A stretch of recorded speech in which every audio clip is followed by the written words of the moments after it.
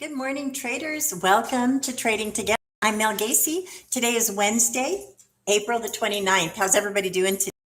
Hey guys, I just got out of the put trade. If you were following me on my last stream, I took a small loss on it, averaged up here, kind of in this area right in here, and got out right in here for, it was like a 5% loss. So I'm out of that trade. Hopefully, if you were in it with me, you're out as well. There was a nice retest of the VWAP here. So we're going to see if we get any further drop and a break of the VWAP. But good morning, everybody, and thanks for joining. It looks like Nick is here. Good morning, Nick. And if you're here this morning, would you say hi in the chat? Let's get to know each other. I'm here to answer your questions and comments. I'm here to help you trade.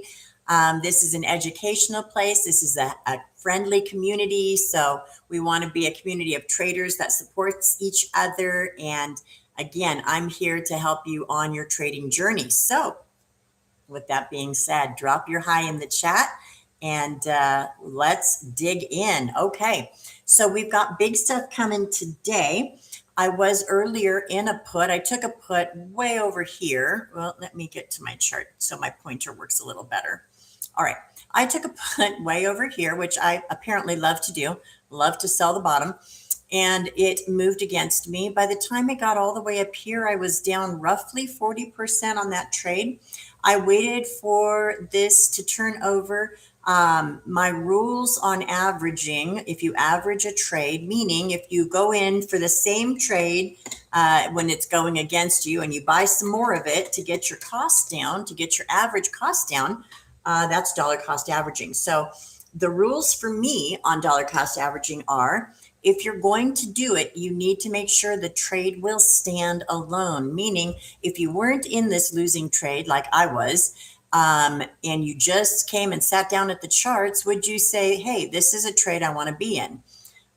Yes, for me, the answer is yes, because we had the MACD rolling over. We had a hit of the upper level of the VWAP, and we had the moving averages starting to come down. So for me, that was a yes. That trade stood alone. I went ahead and averaged, and right kind of in this area right in here.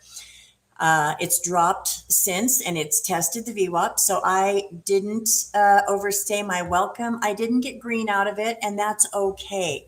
Another rule for averaging trades is when you're in an averaged trade, you're in a larger position. Capital is king. Preserve your capital, people. Preserve your capital. So that's number one, preserve that capital. Now, I had a winning trade. I was holding an overnight put, and that did fine. I had a nice little winning on that, but I gave that up on this losing trade.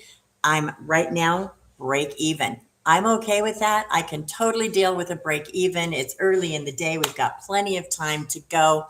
But the idea is when you're averaging, you've got to preserve that capital. Do I want to sit here and wait for this thing to come back down through the VWAP?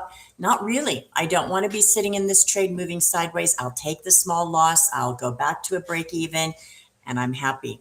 So these are some of the rules for averaging, because remember, when you're averaged, when I average, I usually go in about 2 to 1. 1 to 1 on the dollars, but about 2 to 1 on the contracts is usually how my averages work out. So I'm in for double my position dollar wise. And I am not going to hang around and let them take that away from me. So I will be very cautious on these averaged trades, as I was on this one. I got out. I took my loss. It's okay. I'm at break even right now. I can deal with that. I'm slightly red, but no big deal. Okay. So that's my little soapbox on averaging. If you did follow me, I hope you got out safely. We are at the VWAP, so you should be pretty good here. Let's see. Good morning. Craig is here. Gavilan is here. Gavilan down about 7% on the trade. All right, Gavilan, we are pushing down through the VWAP. I bet you are almost break even here. And I would take it, Gavilan, if you see a break even or even a small single digit loss, it's okay. Not a big deal. Craig, what would you do if there's a break below the VWAP? Well, that's a great question, Craig. Do we want to consider a put here? Well, we've been coming down since the top of this outer border of the VWAP. And do we want to consider another put? Maybe, but the move is a little extended. We are coming right back into our overnight low. Let's see if we break down through that. Okay. We might consider some puts here, some 710s. And it's irritating, isn't it, that I got out of those 710s for a little bit of a loss. But you know what? I'm okay. I'm okay with that.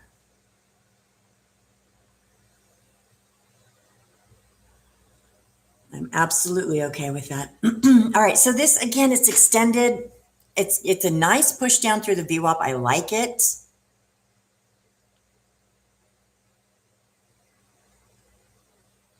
Our VIX has given us a little climb here.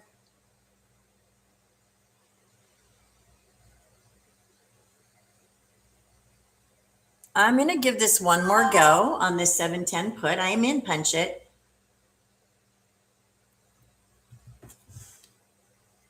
Let's see if we can get a little green on this one. That would be great. By the way, my trades are for educational purposes only. So if you follow, you want to do that at your own risk. Okay. All right, Craig, why 710? Why not 711? Actually, I was probably hovering over the wrong one. I would have taken 711, to be honest. No, I did take 711. I did. Either one is going to be fine. One out of the money is not going to change your result very much, if at all.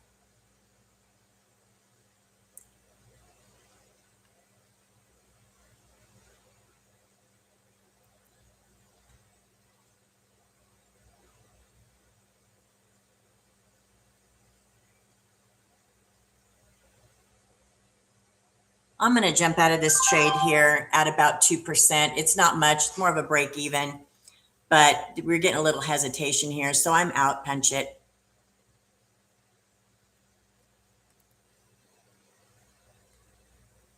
Looks to me like it could drop some more.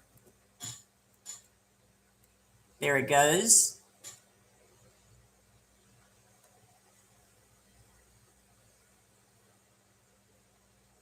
And I am a little bit cautious on FOMC days, honestly, just because sometimes you can get stuck in the sideways slop, and I don't like that.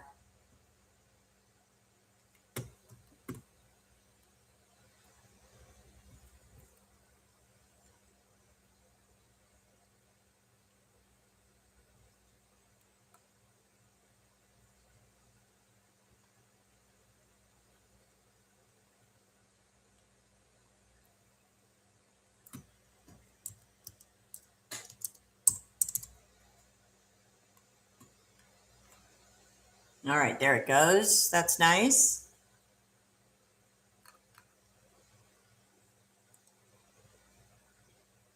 Little drop there. Too bad we didn't make money on the average, but I didn't get hurt, and that's what matters. I'm preserving capital.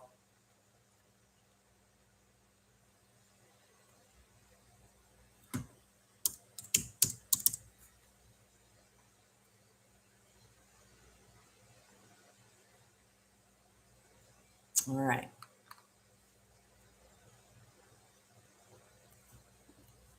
Nice drop here. And again, coulda, shoulda, woulda, and you can't say that when you trade, right? You cannot. I know a lot of us do it. Even I do it sometimes. Oh, coulda, shoulda stayed in there. But honestly, if you are taking small profits or even breaking even, you cannot say coulda, shoulda, woulda, because that will always mess up your mentality and your trading. So if you are green, if you are making money, even if it's a little bit, even if you could have made more, it's okay. It's okay. Don't do the, oh, I wish I would have stayed in. You just can't. You cannot ever gauge with any kind of accuracy where the tops and where the bottoms are of any given move. Sometimes you'll get lucky, but most of the time, if you're holding out for a bigger move, most of the time that's going to shoot you in the foot. I'll be honest. And sometimes you get the bigger move. Like in this case, I could have made beautiful money. My average, it was a large position. So this drop here would have made me a lot of money. But I am not going to have that. FOMO is fear of missing out. What is ROMO? A regret or of something. Anyway, I'm not going to have the regrets for taking a safe trade and preserving my capital. I don't regret it. So that is something you have to get past in your own trading. Are these regrets of I should have stayed in longer, I should have held longer, I should have got out sooner, whatever it is that your regrets are. It's like trading really is a metaphor for life, isn't it? You can't sit here and have regrets in your life, right? What's it going to do? Is it going to fix anything? Is it going to solve anything? No, no. All it's going to do is make you sad and depressed, and that's no good. So it is kind of a metaphor for life. And if you have preserved capital or you have made a small gain, celebrate your happy meal. Am I right? Did you get the surf and turf today? Maybe not, but celebrate your happy meal. It's going to be okay. You'll get your surf and turf. I promise. All right. Still getting this little drop, but it looks like we might be slowing down here a bit. God candles up have been brutal lately. Yes, they have. Nick, they absolutely have. Gavilan, 2% green. Bravo. Oh, bravo. I'm so glad to hear that. So glad to hear that. All right.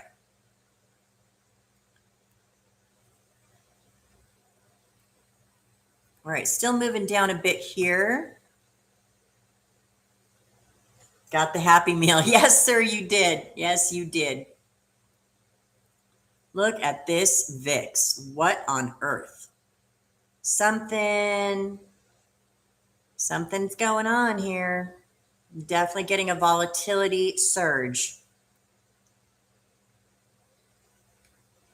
And of course, it's FOMC day. So let's talk a little bit about FOMC, and then we'll talk a little bit about earnings tonight. Both of those things have the potential to rock the market. Do they have to? No, they don't have to. All right, here's our little bounce. There we go. Do they have to rock the market? No, they don't. Could they? Yes, they could. And it happens a lot. So there are two parts of the FOMC. There's actually two parts of the earnings as well, but we'll talk about FOMC first. There are two parts to the meeting. There is the actual announcement piece of it, which is where they make the announcement of what are we doing with rates? Are we cutting? Are we hiking? Or are we staying the same? Those are the three options on the FOMC announcement level. It's a pretty foregone conclusion that we will stay the same. We're not going to cut. We're not going to hike. We're just going to keep it right here where it's at. The market believes that with almost 100% surety. So the question of a move in rates is off the table. Now, if they come out with some crazy rate hike or rate cut, the market will lose its mind one way or the other. But nobody really foresees that happening. Could happen, but nobody really foresees it. The second part of the FOMC announcement is going to be the press conference. This is where the FOMC chair, Jeremy Powell, at this point, is going to come out and he is going to talk about what is the Fed looking at down the line. It's actually a really similar setup to the earnings call that we'll get into in just a minute. He's going to talk about what is the Fed projecting for the future, for rate cuts, for the economy. So remember, the Fed has what's called a dual mandate. They are mandated to, number one, maintain maximum employment, and number two, maintain reasonable prices, i.e. inflation. Though that is their dual mandate. They have pretty much one tool. Their tool is interest rates. Now, these are not the interest rates that move your credit card, move your mortgage, move your car loan, although eventually they can ripple out into that. These are the interest rates. They are called the Fed funds rate that the banks charge each other to loan money to each other. So that interest rate eventually does trickle out into the economy, but it's not something where you see the feds cut rates and everyone wants to go out and buy a house. No, it doesn't work that way. It takes time to trickle out into the economy, and it may never change the mortgage rate. It could, but it doesn't have to. So the interest rate that they're talking about, this tool that they have, is what the banks are charging each other. Okay, so the feds can try to control the economy. They can try with the interest rates. Now, when they lower the interest rates, this has the effect, and they raise quantitative easing. This has the effect of, in essence, putting free money out into the supply. And that does nothing but raise inflation. So every time they lower the rates, they could be raising inflation. So a lot of times their dual mandate has them in tension, one goal against the other, because with the labor, when labor starts going south, yeah, a lower interest rate could maybe spur companies to hire more in a roundabout way. So these goals are sometimes in tension. They have this one tool, and we could argue about its efficacy and how well it works. So this is, but the market loves it. When the feds throw free money out there, you will always see it find its way right back to the market. And that's why a lot of times you can see this exuberance in the market. Makes no sense whatsoever. Nobody understands who's buying here at 7,200 on the SPX. Nobody gets that. But part of that is because of this money, this free money that is finding its way into the marketplace. And so big money is using that and pushing it back into the stock market. So that is kind of why we see when the rates go down, the market loves to move up. So then again, getting back to the second part of the FOMC day, this is where Jeremy Powell is going to take to the airwaves and talk to the press, the American people, about what are they seeing going forward. And again, he'll discuss those tools that the Fed has to possibly affect the economy. And so the market will be listening carefully. So the first part is the rate announcement. Usually unless there's some surprise, we won't see the market go berserk at 2 p.m. Eastern, although it could. Usually in this type of scenario where we're not expecting a move or a rate change, the market is going to be more keyed into what Powell has to say. And so at about 2:30, you'll start to see the market start getting jittery. And that's the only word I have for it. The candles get jumpy. The VIX kind of gets jumpy. Everybody starts getting jittery. And everyone's listening to what the chair has to say. So how does that affect your trading? I would say if you've never traded an FOMC announcement, and even if you have, be careful going into the announcement. A lot of times we will see like this sideways range all day long leading up to the announcement, and then we'll start getting those jitters. And then sometimes we'll get this whoosh up or a spike down, and sometimes within a split second, it pops 40, 50 points, drops 40, 50 points. It's just like bing, bing, this bouncy ball that's hitting the ceiling and hitting the floor is what it looks like when the market responds that way. It doesn't have to, like I said, but be aware of that. If you're in positions moving into the FOMC or the FOMC press conference, be really careful. I wouldn't necessarily have stops on because I believe in stops, but when you get this ping pong ball effect and it's bouncing from the floor to the ceiling or the ceiling to the floor, you can get stopped out at a nasty price. So be careful with that. I'm not saying don't use them, but be careful. Maybe use a stop limit instead of a stop order. And we can talk about what that difference is if we need to. But you could think about, if you're in a trade, and I'm not recommending it, putting some profit limit orders out there to capture those swings to the up and to the downside. By and large, it's a better idea to be flat or semi-flat coming into the announcement.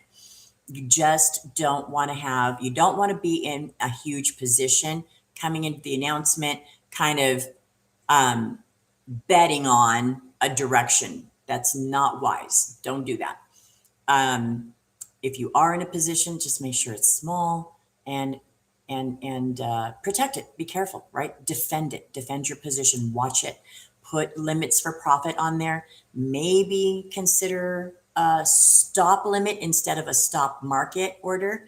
And the difference is with a stop limit, when your limit gets hit, the stop gets triggered. So with a stop market, when you're as soon as that stop gets hit, boom, the market order is executed. With the stop limit, you're giving it a limit to say, if my stop gets triggered, I still don't want to get out unless I'm at this level.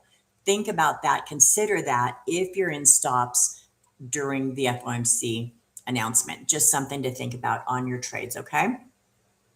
All right, let's see what everyone is saying here. All right, Gavilan. Yes, sir. David is here. Good morning, David. Always good to come back from the bathroom and be up. You know, that's a great thing. You walk back to your screens and you go, oh, okay. That's wonderful. Good for you, David. Glad to hear it. David made money on the puts and got out. Great, David. I'm so glad nobody got stuck on those. At least as far as I know, nobody got stuck on those. Nick saying even a 25 basis point rate hike would cause a nuclear meltdown. Yes, the market would lose its mind. And I don't think that's going to happen, but it would lose its mind. All right, David. Now this looks like a call here. We are not up through the VWAP yet, David. And I'm going to be just a little bit more careful watching the markets it's feeling a little bit, even though we've gone up and down, it's feeling a bit sideways. All right, David, do you think I should get in? No, I'm not going to get in. Not right yet. Let's see if we get a push up through the VWAP. I'm a little leery of a sideways pull here. So, okay. So here's the other piece of the FOMC announcement today that is new. So Fed Chair Powell his term is up. He's, we think, stepping down. Warsh just got confirmed. I think he's on to the last leg of his journey to be confirmed as the federal chair, the FOMC chair, president. So he is on the last leg of that journey and should be, sounds like, installed very soon. Powell is on his way out. Now, Powell can stay on the board, apparently, I just found this out, for another 2 years if he chooses to. He can stay on the board. I don't know what he's planning to do. He has not made it clear, but he can stay on the board and hang around for a while. And wouldn't he just love to do that because he can't stand Trump? He would love to stay there, I think, and be a thorn in the side. Who knows, right? It's funny. Those two crack me up. I laugh at the frustration between them. It's pretty funny. All right, what happens if Powell resigns the board? Who chooses the replacement? That I believe it's the president. I'm pretty sure the president chooses, President Trump chooses those replacements for the board. They still have to be confirmed, I think, but the president does choose. So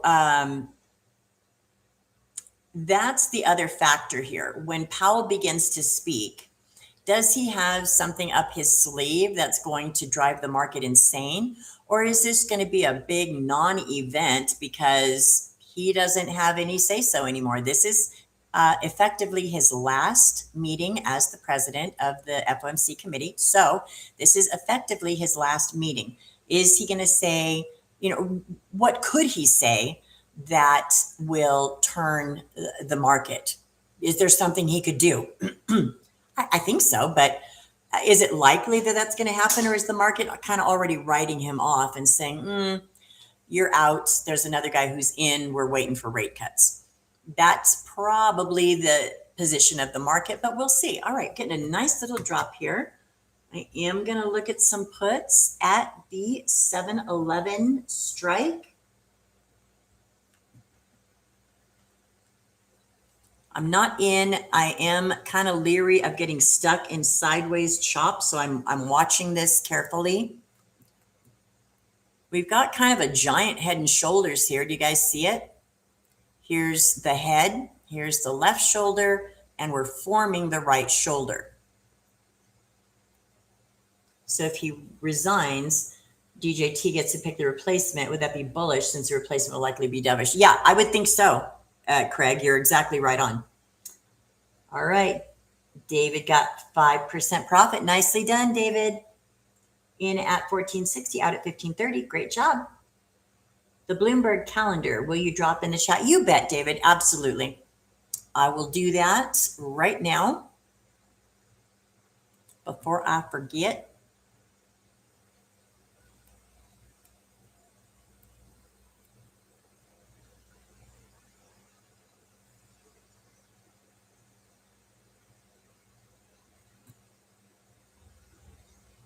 There you go. That's the data calendar that I use to keep up to speed on all of the data coming out. All right. So getting a little push here back at the VWAP. I'm kind of expecting some sidewaysness. That's why I'm being a little cautious here on entries. Plus, we're just hovering at the VWAP. Let's see if we get it to push up. Looks like it could be. You're welcome, Gavilan. All right, there's a push. We could pivot over to calls here at the 7-11 strike. As far as volume goes, we've got higher volume on the 7-10 puts and followed closely by the 7-11 calls on the option chain.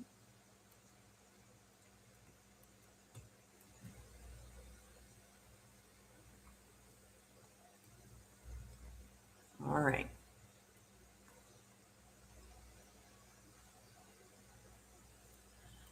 And let's see what the leaderboard is doing here. We've had a bit of a mixed bag this morning already with the, most of the Mag 7 red, but some green. So right now we're looking at Amazon up 1.7. So remember, Amazon is going to report. Google up 0.74. Google is going to report. Meta at its flat line. Meta is going to report. And the mags as a whole, pretty much at the flat line. And then we've got Tesla down about 0.4. Apple down about 0.7. Microsoft down 1%. NVIDIA down 1.1. So kind of a mixed bag here. Looking at the NASDAQ, excuse me. The NASDAQ is up 0.4%. So that is kind of where it's been hanging out all day. And those are the ones I look to for leadership. So the MAGs, the NASDAQ, some of the, okay, all right, okay. What is going on? I'm going to look at a 7-11 put here. That might be just a little liquidity sweep there, but let's see what we get. There's a little bit of a herky-jerky candle there.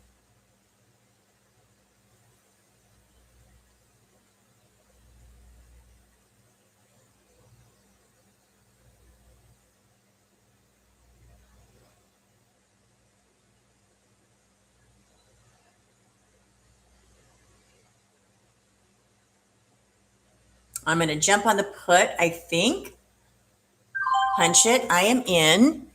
And I'm just looking to see if we can get this to come right back down to the bottom of the wick. I'm not trying to stay long in this. Let's just see if we can get this to move down to the bottom of the wick on this candle.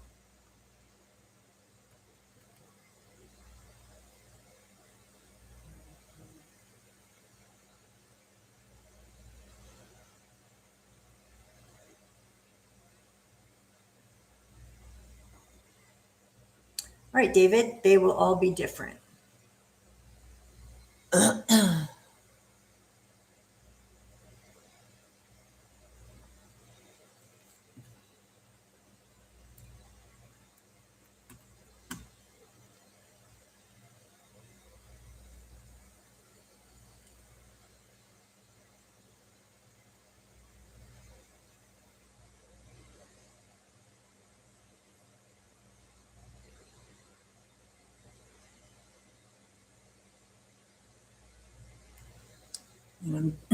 Just watching here. We're sitting right at the overnight low. So this has been the area, the magnet area today. Even though we've been over it, under it, it has been the magnet.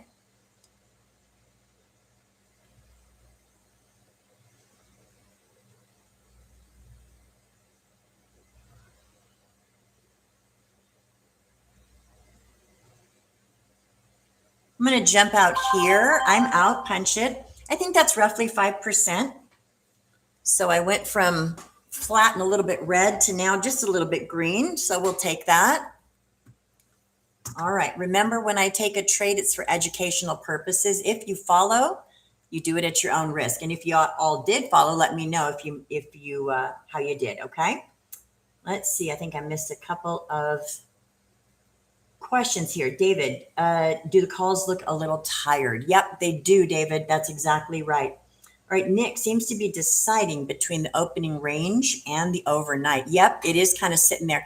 And also, Nick, the VWAP sitting right in between them as well. So here we've got a whole little magnet thing going on here. So you're not wrong.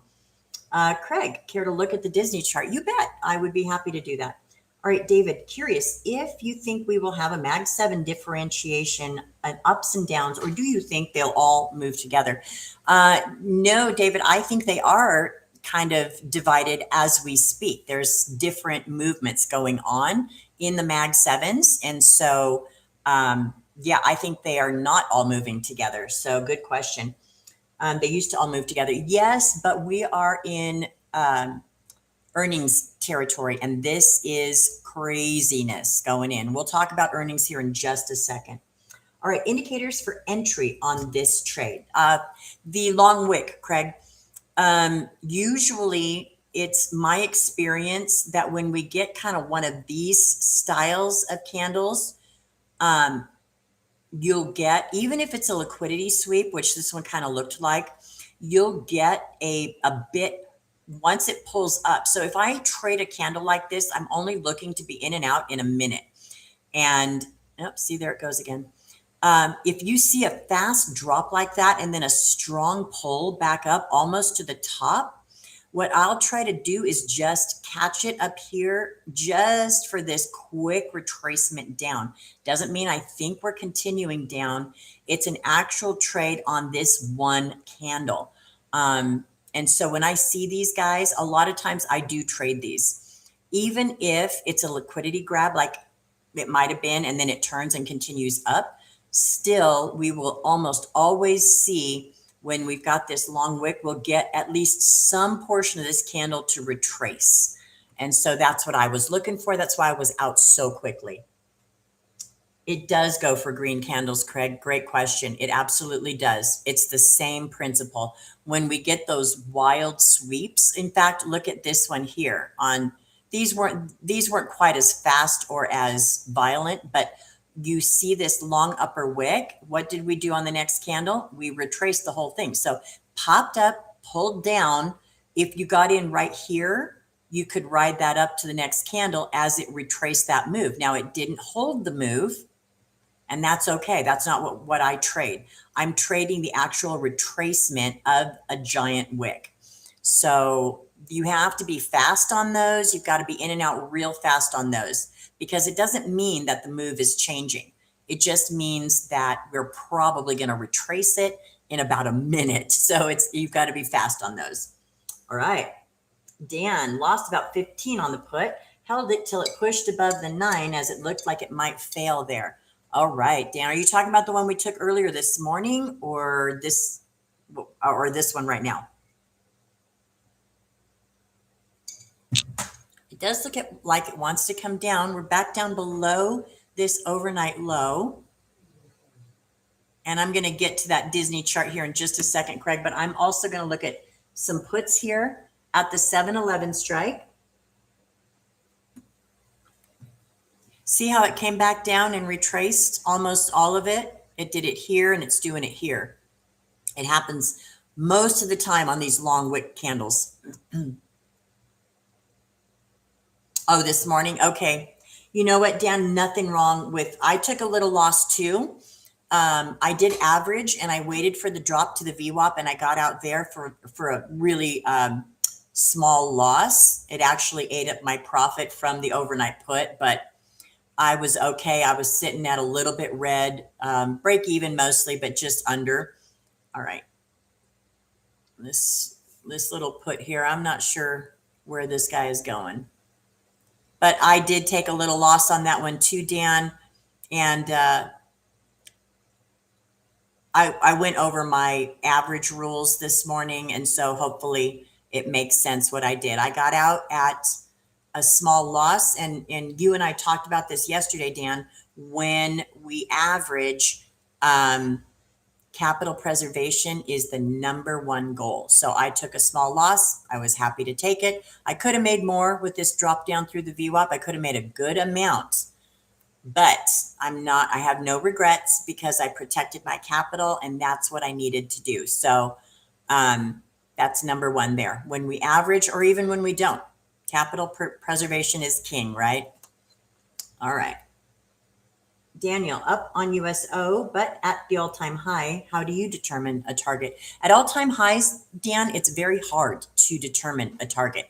I do think that USO is a good trade. It's a good bullish trade. I don't see oil coming down. In fact, today it's continued to climb almost 6%. This is also giving us a little clue, guys, as to the direction for today. Oil is up firmly. I'm kind of feeling these puts here. Let's just see. Right now we're at this little bottom here. So let's watch and see what it does.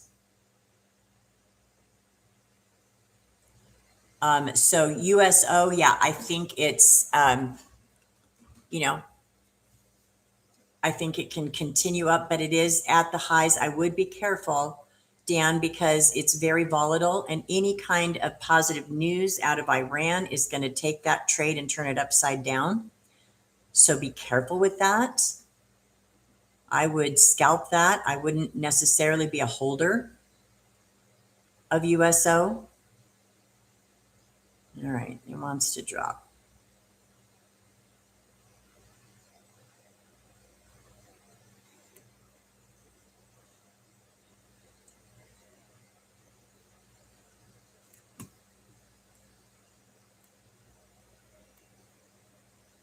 Yes, I was targeting break even on the put on SPY, missed it by 5%, took the 15 loss. That's fine, Dan. That's not bad at all. I think you did the right thing there.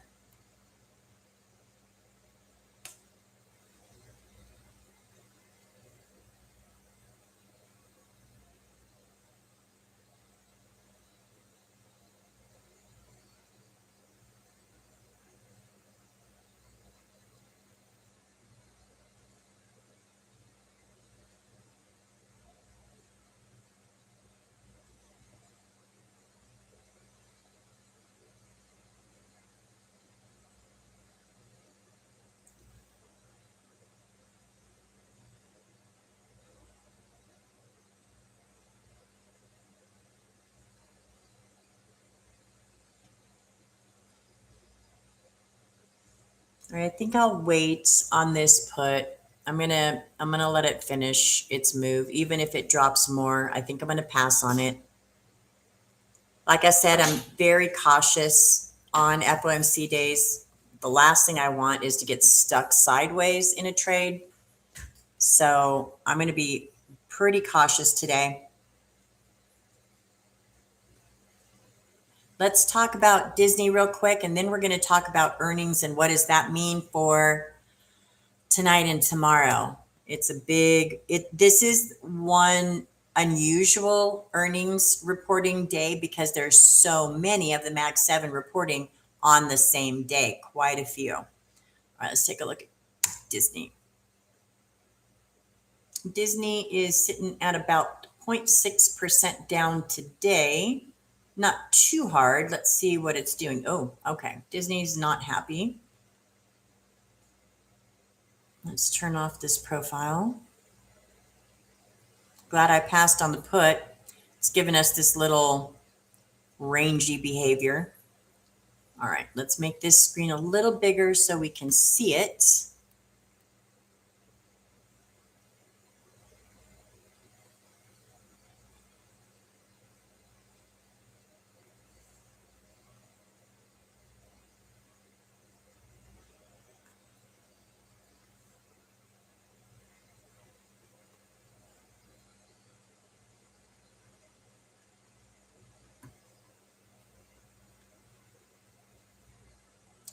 All right, so here's Disney's chart.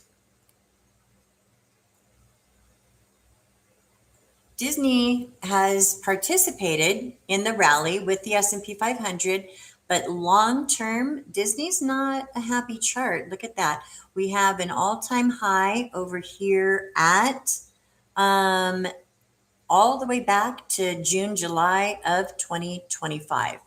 So it's been in a downward trend for a very long time. We did get a little bump here at the end of the year.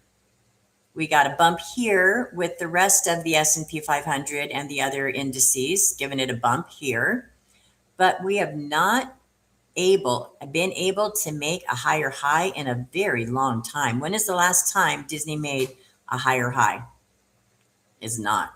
Lower high, lower high, lower high, lower high, lower, lower, lower, lower, lower high. And what do we also have going on? Lower low, lower low, lower low, low, low, low, low, low, low, low. So this is a bearish chart, and we are in currently a bearish downturn. So like I said, it was participating in this rally, but over the last 7 days, including today, 7 trading days, it has had a red streak. Now, Disney is coming up to earnings right here on the 6th of May. I do not personally trade earnings. I don't trade it. It's a crapshoot. And I think that you never know how a stock is going to respond to earnings, how investors are going to respond to earnings. You can have good earnings, it can dump. You can have bad earnings, it can jump. You never know how it's going to respond. You also get a volatility crush. So if you buy any kind of options before earnings on a big company, chances are good that after earnings, that volatility is going to crush way back down, meaning even if it goes in your direction, you might not make money on it. So I just don't trade them. But it's definitely negative going into earnings. I will say that. Now, can it get a little bump here? Is that possible because it's had 7 red days? Yeah, I think it could. It just broke down through its 21. This is the 21 right here. Let me put the 50 on here. I want to see the 50 and the 100.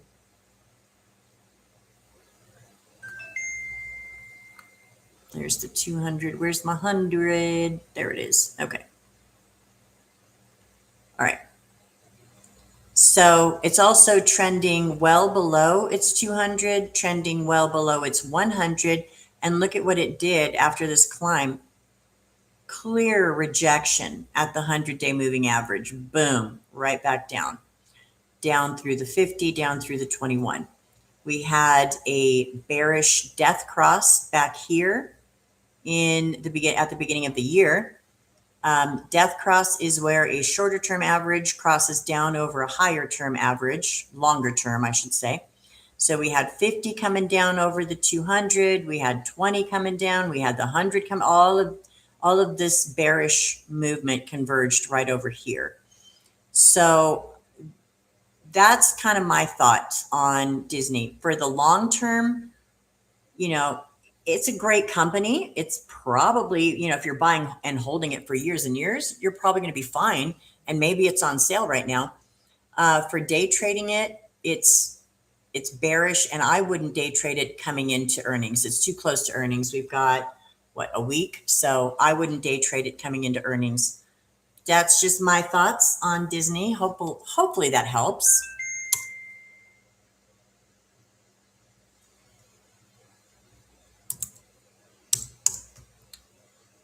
All right.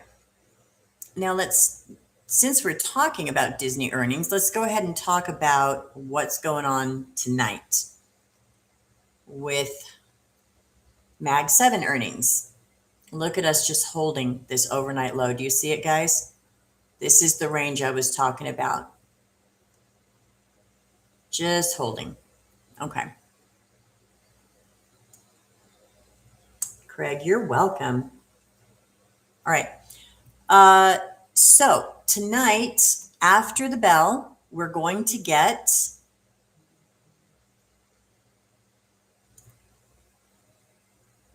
Amazon, Microsoft, Meta, Google Class A, Google Class C, Qualcomm. So lots of big earnings reports. One of the biggest that we've seen on one single day. So this absolutely can move the market. Big earnings. One, two, three, four of the big mega tech reporting tonight, and then Apple reports tomorrow night. So keep your eyes on the charts tonight, because after 4 p.m. Eastern, I think we're going to see some fireworks. These guys all have like projected moves of 7 to 10%. So these things could swing really wildly in either direction, up or down. So that's another warning for you all. Be careful holding anything overnight, because these guys can move the market all by themselves. So if you're holding anything overnight, be careful. I personally would not trade earnings. It's just too volatile, too much of a crapshoot. So that's where we're at on that. But just be aware that by tomorrow, we could see some big movements. Also, we do have data tomorrow. We have got, 1 second.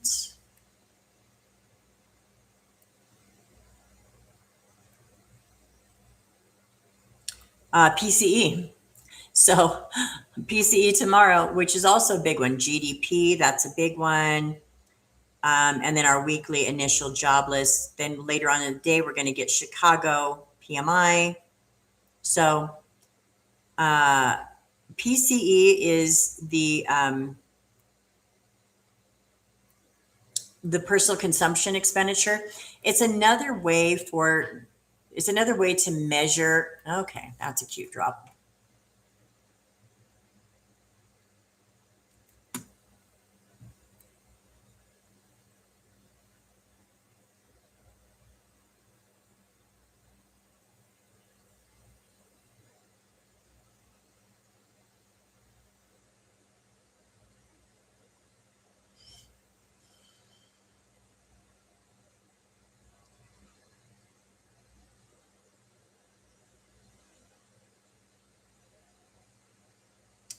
I'm going to jump on the puts real quick here.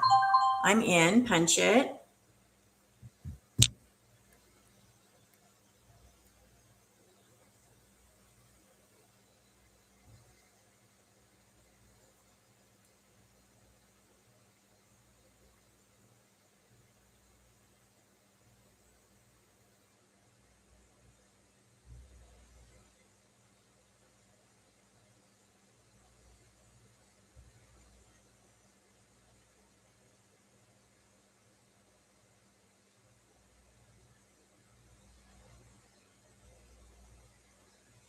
I'm out, punch it.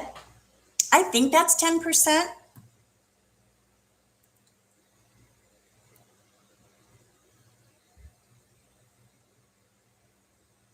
Yeah, that was just a little over 10%. All right. David, I went insane and bought 2 calls on 9 stocks with earnings tonight. I like to play craps. All right, David, good luck to you. So we just took that put together. Same exact setup, Craig, that we talked about a minute ago. This long lower wick. Do you see how it came back down and retraced that wick? Okay, now we're getting feels like a big move here. I am going to load more puts at 7-11 strike. I'm not in them yet, but I'm just looking. It looks a little bit like it wants to fall. Strong downward push here. We got a nice red MACD. We just beat the recent swing low. Volume is picking up.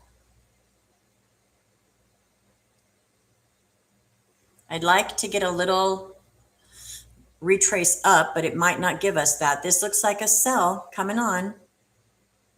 All right, I'm going to jump in really quickly here. I'm in, punch it.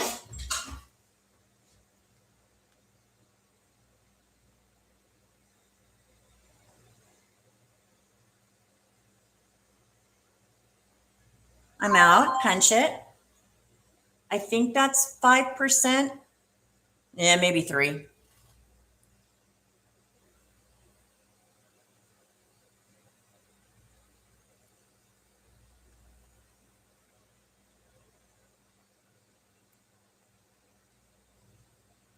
Strong spike on the VIX here.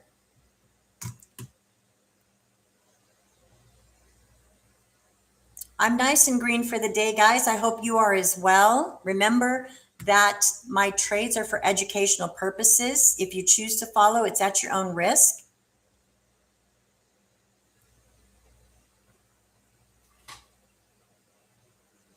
All right, Nick had a put. Glad that happened. Getting worried. Good job, Nick. David was in at 1270, out at 1428. Nice gain there, David. Congrats. More sell coming. Sitting at the high of low of day from yesterday. Let's see if we get a response here. Strong sell going on right now. Big breakdown from the VWAP on volume.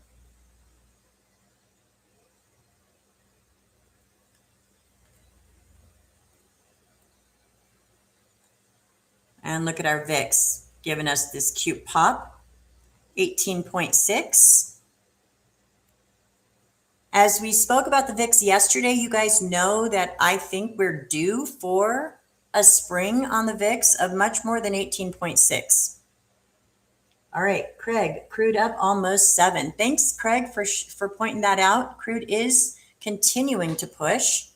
And this is one of the reasons, exactly what I said earlier, why I was a little bit more bearish today than bullish, because of what oil is doing.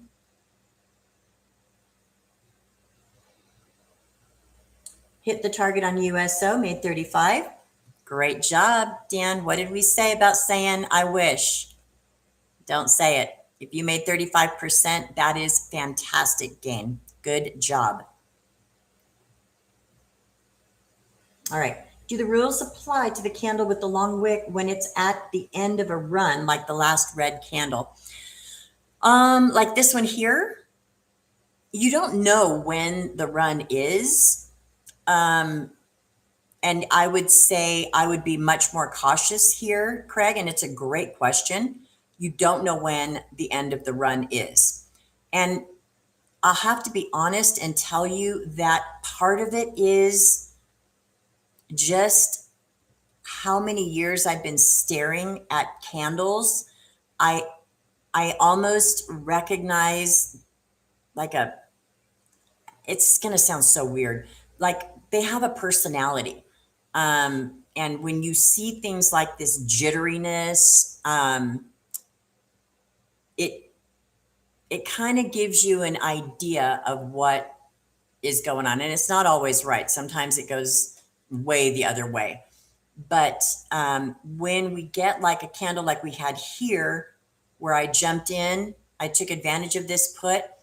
I probably would not jump in again, Craig, on this one, just because, we can see it's slowed down a little. We've got a low of day here. So I would be much more careful on this move at this point, because now it's starting to give us a little stability, right? It's starting to go just a little sideways, kind of holding.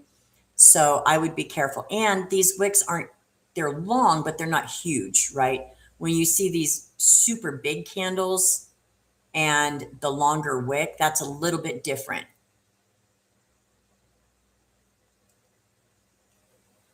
So hopefully that made a little bit of sense. I don't know. I don't know if it did.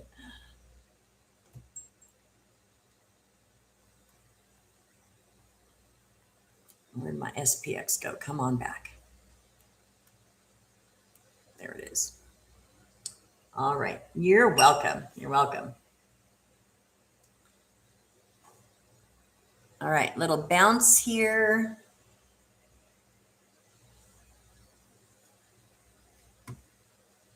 I am starting to feel some jitters in the market. It's starting to get jittery. The VIX is giving us a little pop. The candles are starting to slide a bit. So that I'm still cautious because it's FOMC. So I still want to be real careful, but I am starting to feel these little jitters kick in here. So, all right. It did, Nick. You are watching the tick very well. You're exactly right. And it hit 1047. So I love that you're watching the tick because that is when we hit 1,000 plus or minus, that is a big warning sign. And Craig, you'll appreciate this. John Carter is the one who really made that indicator popular, and that level. He it's in his book. Is it Mastering the Trade? I think it's Mastering the Trade.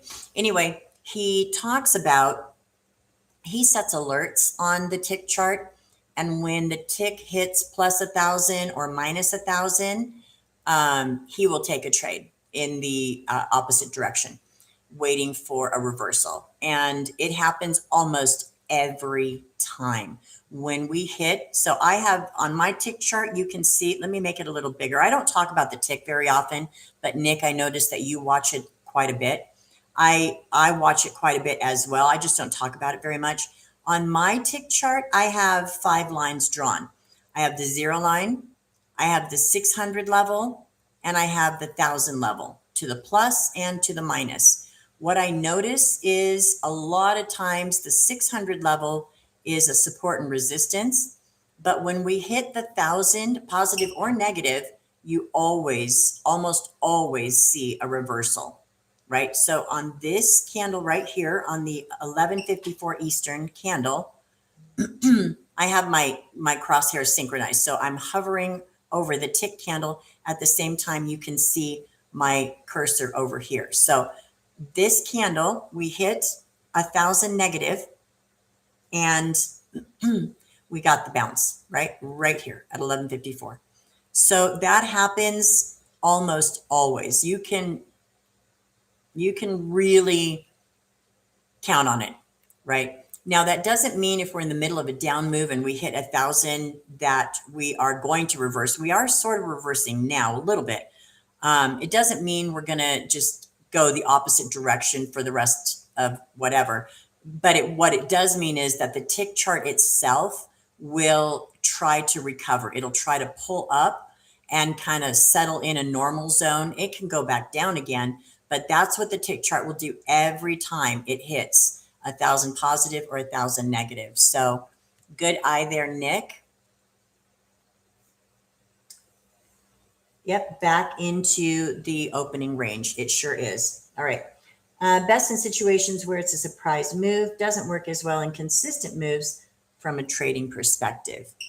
Yeah. I don't actually trade the tick. I don't trade that reversal, but I do watch it, because when you see it starting to head in that direction, you can know we're probably going to get some kind of a small reprieve, right?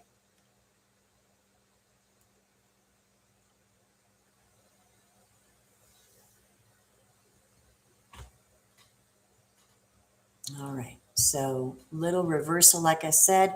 And it's funny, right? The tick hit 1,000 right at this low of day. So you guys know that we talk about this low of day and the overnight highs and lows every day. I have it on my chart. And this is why. Almost always gets targeted. Almost always. Low of day, high of day, previous, and overnight high, overnight low. All right, guys, we're coming to the end of the stream. We took a couple of winning trades. That was a lot of fun. I finally got some green. And remember, we talked about being safe at FOMC. Just be safe, guys. Don't be risky. It can really burn you. So be careful with FOMC coming up. Watch earnings tonight. Let's see what goes on there. And it will definitely affect the movement of the market tomorrow. All right, guys, I appreciate you guys so much. Thanks for being so talkative and engaging. I really do appreciate that. We will be back here tomorrow at 11 a.m. Eastern. All right. David saying, thank you. You're welcome.